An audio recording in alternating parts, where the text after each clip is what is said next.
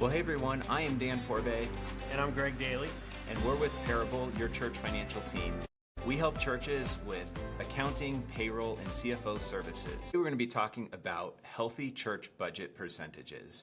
Now, this is one of the most common questions that we get. Greg, why do you think that is? I think that people, just in general, like to know where they sit in relation to others. And so pastors really like benchmarks to see how they're doing, if they're overspending in an area or maybe underspending in an area. I just get the question a lot because I think also they want guardrails as well.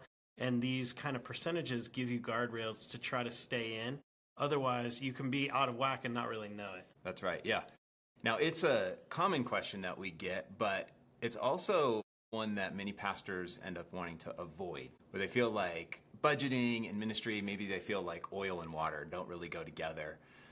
And on one hand, pastors want to dream big, but for many of them, it feels like budgets hold them back from those dreams. Yeah, I love that you said oil and water. I often say sometimes it feels like when God kicked Adam and Eve out of the garden, it was like that's when he gave them a budget. So it's a post-fall kind of thing. But actually, at Parable, we kind of think of it as the opposite. Like there was a budget probably in the garden because there was a vocation that Adam had, there was things that he had to do, there was resources he needed.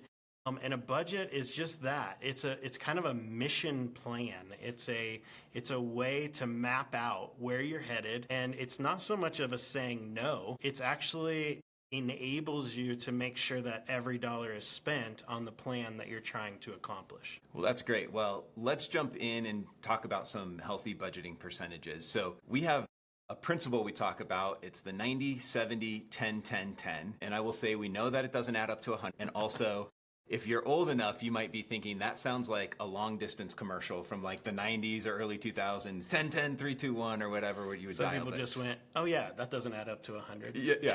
Some people are like, oh yeah, that adds up. They didn't even notice. But let's break that down. So how do we break down that principle? Yeah, so we say you want to start with margin. If we don't have margin in our budget, we are not planning for the things that can go wrong. Some people call this Murphy's Law. Like Murphy's Law is kind of like gravity. It doesn't care if you just, walk off the top of a building. It doesn't care that you thought you could fly. It's just going to bring you down. Murphy's Law is going to happen. Your roof is going to leak at some point, or the air conditioner is going to go down. And it's probably going to be actually on the worst day of the year when it's the hottest or the coldest and your heat goes out. That is just what happens. And so if we don't have margin, we don't have plan. We have overextended in a sense because we're kind of planning for a perfect world. We're planning as if we were living in heaven, not on earth. Okay, so you say 90%. So you're talking about income. We're going to project out our income and say we should really budget around 90%, not 100%. We often see churches that say, here's what we project, we're at 100%.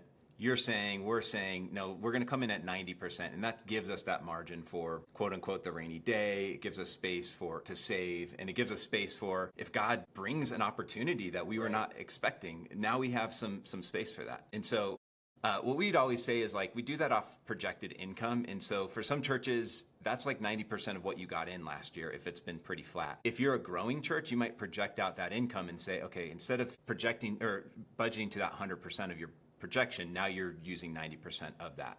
So, yeah, and I've heard of a lot of people in this that actually budget like a percentage above last year. It's like 110% because we think that giving's going to go up. And you can get in really big trouble if giving doesn't go up. Right. Whereas if you budget in that margin or you map out that margin, all of a sudden you do have this money that if new opportunities come up, you can operate within that. That's right, yep. Now, we have a free budgeting toolkit, which will tell you how to get at the end of this. And we have a projection tool in there that you can use to set your projected income. All right, so now we've got to 90%. That's where our funny math came in. Okay, yes. Because now you start again with 100%, but it's 90% of last year. Yes, exactly. So now we break down that into that 70, 10, 10, 10. So let's get into that. What's the first 70? What's that 70%? Yeah, the first thing is staffing and building combined. These are our two biggest expenses and the two biggest spends for a church, and they're typically the largest. as well. And so it can vary a lot with different churches, but the idea is that the combo, if you add them together, is always stays under that 70%. Okay, that's right. And it feels like as a church, often building is kind of like these big stair steps. It's like we're spending this and then we move and it's a big shift in the budget. And so staffing can be that way too, but it's a little more smoothed out. So just as you expand the building, sometimes the staffing you need to make adjustments there or just not grow at the same rate for a few years until you adjust into that. And the key here is no sneaky. This is not a shell game. You want to, if you have benefits that you offer your staff, you want to include those in. You want to be talking about reality. Your budget is not a place to pretend like you are living in a different reality. You want it to be a place that is very true to your reality. Yeah. Now, we've worked with over 500 churches. And we surveyed some of the data, and what we found is the 60 to 70% range. This is very common across the board for churches. We also want to say the 70% is kind of your upper limit. What you don't want to do is underpay your staff or not take care of your staff by getting this number too low. But if God provides a facility cheaper or you're in a good spot with that, then that can be reduced. But you want to be 70% at the top. Now, when we surveyed data, what we did is we broke it up between these two, and what we found was the average staffing spend was about 2/3 of it, was about 40 to 45%, and then the building spend was close to about 20 to 25%. So again, it varies within there in the stages and the size of the church and all of that, but just to kind of give you some helpful numbers within there. Yeah, it also definitely varies with the size of the church. As you get bigger, you get to maximize some of those efficiencies, and that allows some of those percentages to actually go down. As long as you're making sure that you're keeping up and you're treating your staff well and you're not underpaying, then it's okay for that percentage to drop below 70. Yeah, that's great. All right, let's talk about the 10. So how do these three break up? We break the last 10 into admin expenses, internal ministries, and then external missions, which are kind of the common things that churches are doing in the world. So admin is all those things that are internal and go to supporting things like insurance, the copier that helps everyone, the supplies. And then internal ministries, this is for ministry budgets. So children's, youth, outreach could be involved in this one if it's a specific outreach locally for the church. And then external missions, this is where the outreach or the outside mission is community mission support, church planning. Yeah, that's great. And one thing we'll say, as you said, this is not for the people in these ministries when we're talking external missions or internal missions. This is for the actual ministry that's happening, the support that's happening. The people is understaffed. Yeah. And then this is to all the things that make that ministry happen. Yeah, that's great. Now, again, these are guidelines, and, like we said, the 70, that's kind of an upper limit. And same with your administrative costs. That 10%, that's an upper limit. If you can get those numbers down while still taking care of everything and stewarding well and caring for your people, that's great. But you don't want those to get higher, or else it's going to hurt these two other areas. Now, it's going to sound funny because we're accountants. Our company is. But we don't actually, what we've been talking about is an accountant's view of your finances. And it's to show how your spending is happening by an accounting category. But we also want to talk about showing your spend by ministry and by mission-related item. And so what you can actually do is present your numbers in a way that shows here's how our dollars are being spent, right? Because if I go to a church and I see that 70% is staffing and building, 10% is admin, I think 70 or 80% of everything I give is admin and overhead. And the thing I care about... Just keeping the lights on. Right. The thing I care about is ministry and missions. Well, the reality is the building exists, the staff exists, the overhead administrative costs exist to make all of that happen.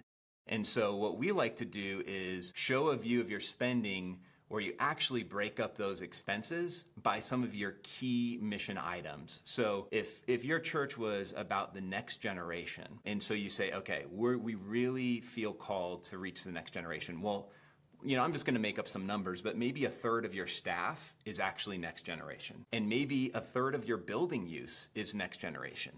And let's just say, to keep on that, 1/3 of your ministry spend is for the next generation. So if you just put up the sliver of, by accounting, it's going to look like 3% of your spend is next generation. So when you say we're about the next generation and 3% of our dollars go there, It doesn't feel right. But when you look and you say, wait, from a non-accounting view, but from a missional view, actually a big chunk of that building and the staffing and then our ministry costs is all going to next generation. You might see that a third of your budget is actually going towards next generation, and that gets people excited to give. So when we're talking about these percentages, that's from an accounting view.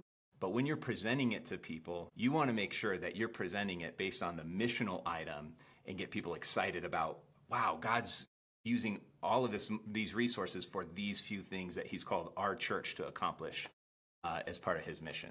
And this is where we talk about every number has a story. And this is how you start to interpret and share that story with different groups. So potentially with your trustees or your finance team, you don't have to, they already have bought into the vision of the church, the mission of the church.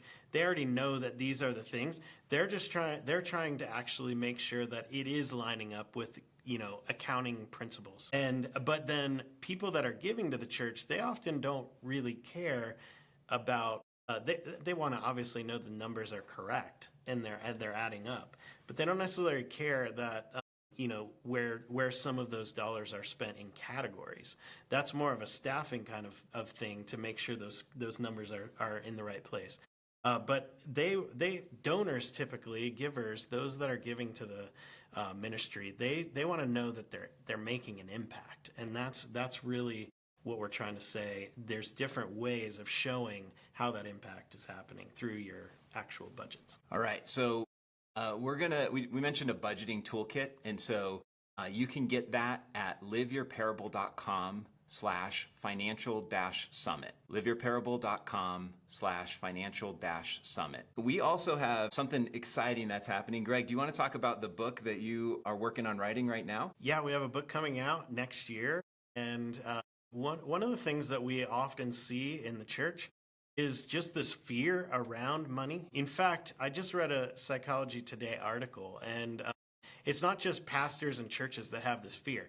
It's actually the top thing that is pretty much taboo and off limits. They even think it's higher than politics. And in this day and age, that makes it pretty high, right? Yeah. And so it's an uncomfortable topic to talk about. And because of that uncomfortableness, I even talked to a pastor just this week, and he was saying, we with other pastors, I can talk about, church metrics. I can talk about the building and what, who do you use for janitorial services? All those are easy, but finances, for some reason, that's just not something pastors talk to each other about. So if they're not talking to each other, and the people in your congregation find it hard to talk to, right, this makes it ripe for lots of misunderstandings. Yeah. And so we're trying to create a book that kind of says, actually, it's not really about the money. It's about the alignment and alignment to the mission. And so when we're thinking about budgets, we're actually looking at how do you create a budget? That's the accounting term, but really it's a mission map. It's a map to help you accomplish your mission and make sure that every dollar is spent on getting that mission accomplished. Well, that sounds super excited. Hopefully you're excited for that. And you can find information about the book at that same link. So liveyourparable.com/financial-summit. Grab the toolkit, get pre-registered for the book, and we'll look forward to seeing you on the next video. Thanks for joining us for Distilled, Church Finance Made Simple. Be sure to hit subscribe and catch our future episodes. Distilled is brought to you by Parable. Parable is your church financial team. We help churches like yours with accounting, payroll, and CFO services. To find more episodes of Distilled, resources from the show, or to connect with us about how we can help your church finances, visit us at churchfinanceMadeSimple.com.